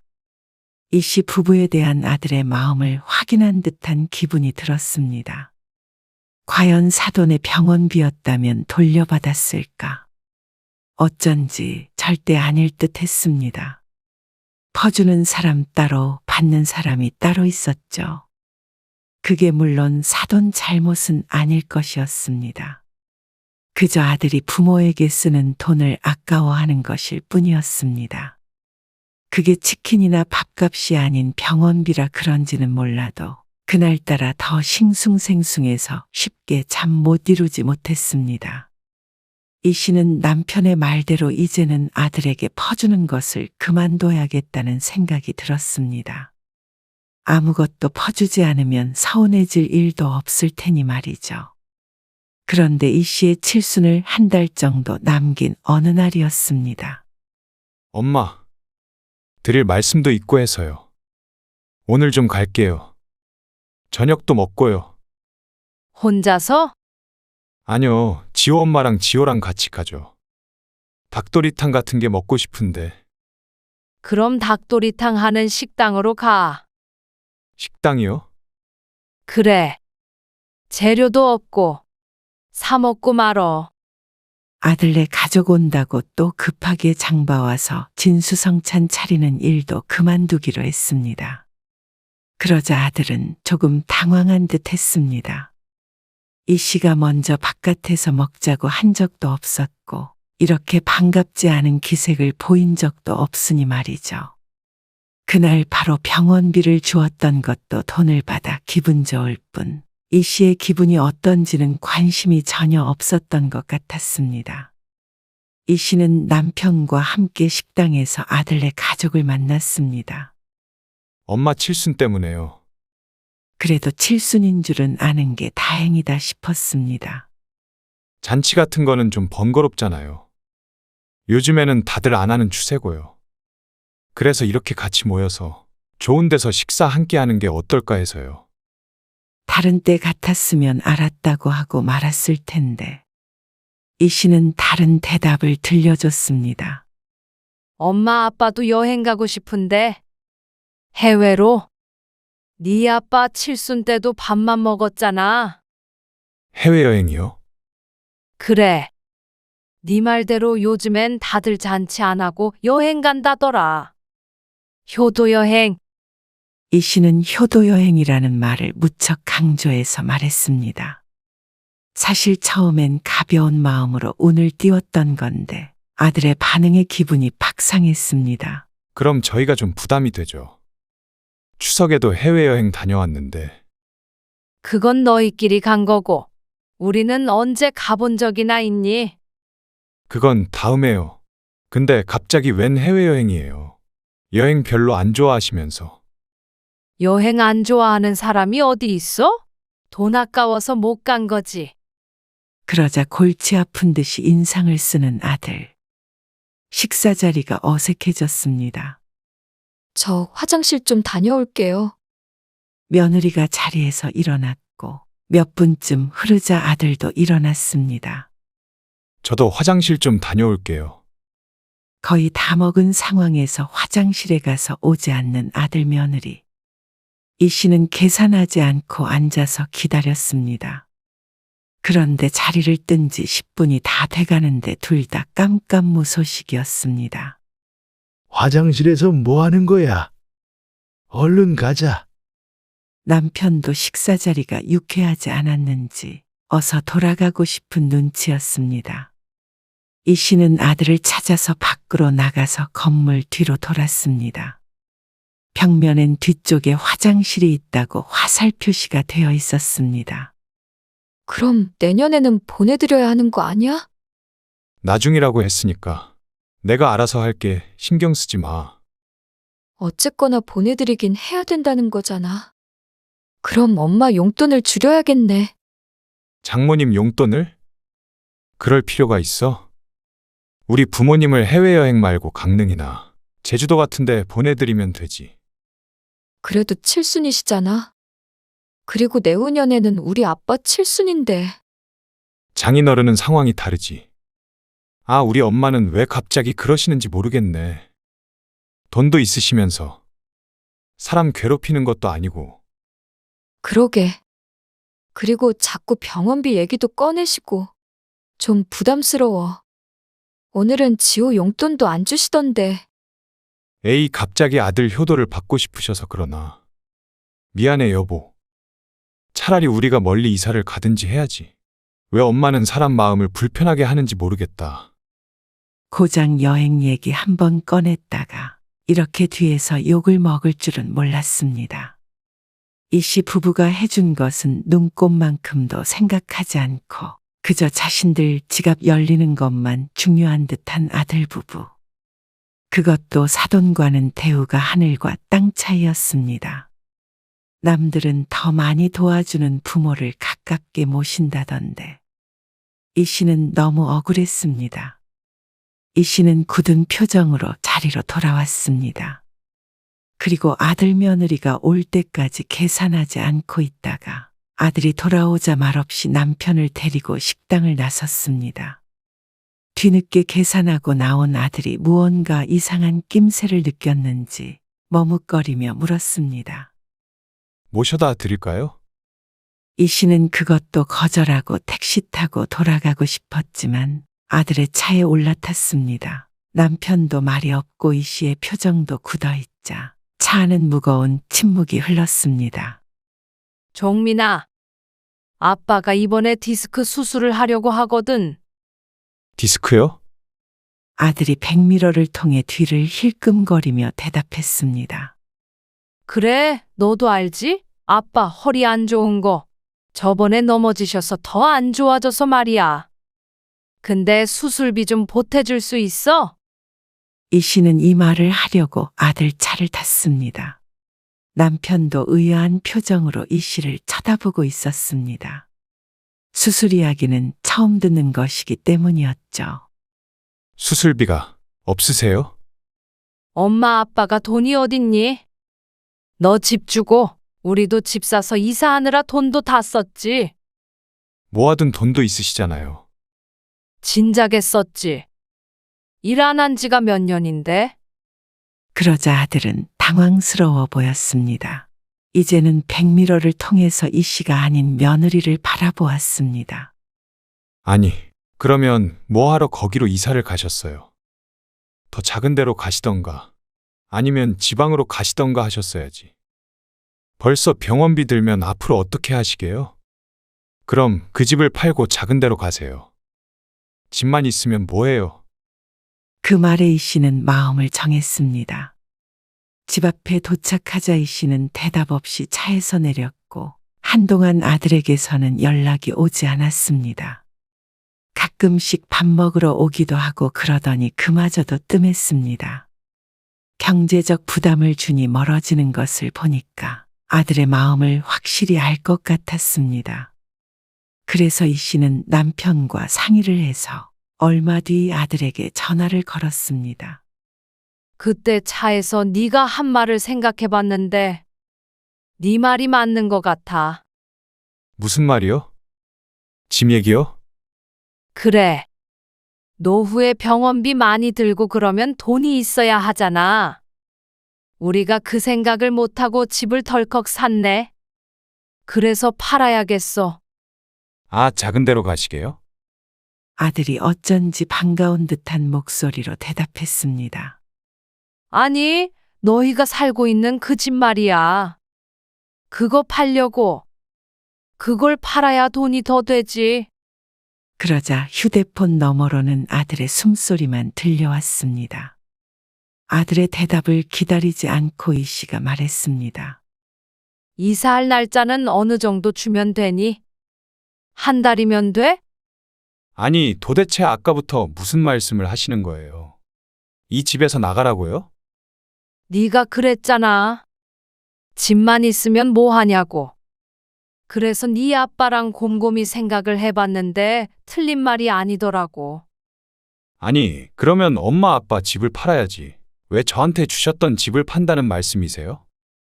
여력이 안 되면 지방으로라도 내려가셔야죠. 지방 어디? 엄마 아빠도 여기가 편한데. 그리고 나이 들면 큰 병원 많은 도시에 살아야 하는 거야. 근데 둘 다 엄마 아빠 집인데 뭘 팔든지 간에 무슨 상관이니?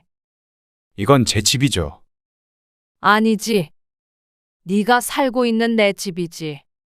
아들은 황당한 모양인지 말도 제대로 잊지 못했습니다. 저는 못 나가요, 당연히. 뭐 때문에 그러시는 거예요? 혹시 수술비 안 드린다고 서운해서 그러세요? 이유가 중요하니? 중요하죠. 엄마 아빠 병원비 타령하는 거 부담스럽다며? 그래서 네 부담 덜어주려는 거야. 서로 주고받지 않으면 부담이 없을 거 아니니? 넌 부모에게 10원 한 장 쓰는 것도 아까운 것 같아서 말이야. 그게 말이 돼요? 왜 말이 안 돼? 아니, 아까운 게 아니라 엄마 아빠는 그래도 여유가 있으시니까. 여유 같은 거랑은 상관없어. 그냥 네가 그러고 싶었던 거잖아. 엄마 아빠도 이제 너한테 퍼주기만 하는 건 안 하려고. 그러니까 자꾸 자식에게 기대하게 되고 또 혼자 서운해하고 지친다. 병원비 얘기하고 여행 얘기하니까 부담스러웠지? 이제 그런 거 하지 말자는 말이야. 병원비 드리면 돼요? 여행 보내드리면 되고요? 아니야. 엄마 아빠는 마음 정했으니까. 이사 날짜 정해서 알려줘. 내일 부동산에는 내놓을 테니까. 그럼 저희는 어디로 가라고요? 여력이 안 되면 지방에 알아봐라. 엄마, 이 씨는 아들의 말을 더 이상 듣지 않고 전화를 끊었습니다. 도움이 필요할 때마다 손 벌리고 부모 생각은 하나도 하지 않는 아들에게 더 이상 호구처럼 퍼주기만 하고 싶지 않았습니다. 그 정도로 키웠으면 해줄 만큼 해줬다고 생각했습니다. 부모라고 늙어 죽을 때까지 자식 뒷바라지만 해야 하는 존재는 아니었습니다. 앞으로는 이 씨도 남편도 무조건적인 사랑은 그만 주기로 마음먹었습니다. 혹시 아들이 반성하고 잘못했다고 한다고 해도 그 집은 돌려받을 생각이었습니다. 그렇게 돈으로 사야 하는 효도는 이 씨도 이제 더 이상 필요 없었습니다. 실제로 아들은 이사를 가지 않고 버티며 전화를 하기도 하고 찾아오기도 했습니다. 그렇게 부인이 좋고 처가 식구들이 좋으면 그 식구들 끌어안고 오순도순 살아. 그리고 사돈 총각에게 가 있는 차도 돌려주고. 그러고는 현관문을 쾅 닫아버렸습니다. 아들이 뺏어간 모든 것을 제자리로 되돌려 놓기 전까진 아들의 얼굴을 보고 싶지 않았습니다. 어머니, 마음 상하셨다면 죄송해요. 그렇지만 저희 집은 뺏어가지 말아주세요. 앞으로는 친정에 하는 만큼 제가 잘할게요. 며느리에게서도 연락이 왔었습니다. 너희는 앞으로 벌어서 너희가 사면 되잖아. 대신 나중에 더 늙어서 우리 노후 책임지란 소리도 안 한다. 우리는 이제 돈벌이도 없으니까 어쩔 수가 없네. 그 집이라도 팔아야지. 며느리가 아니라 손자가 전화한다고 한들 이 씨의 마음은 변하지 않았습니다. 아들은 2달 뒤에 이사를 나갔고 그 뒤로 이 씨도 아들도 서로 연락하지 않았습니다. 아들도 원망하는 마음이 있겠지만 이제는 뭐가 됐든 신경을 끄고 살고 싶은 마음이 컸습니다. 이 씨는 집이 팔리면 그 돈으로 해외여행이나 다니며 살 생각이었습니다. 남편도 마음고생이 있었는지 이 씨의 말에 공감했습니다. 이제 70이니 앞으로 오래 살면 30년 더 살 텐데 자식 없이 남편과 남은 인생 즐기며 살기에도 아까운 시간이었습니다. 이제 40 먹은 아들의 앞가림까지 부모가 해줄 필요는 없었습니다. 그걸 일찍 알았다면 좋았겠지만 그래도 이제라도 깨달은 게 어딘가 싶었습니다. 아들도 10년, 20년 흘러서 손자가 크면 이 시부부의 마음을 이해해 주겠거니 생각하며 애써 머릿속에서 아들을 지웠습니다.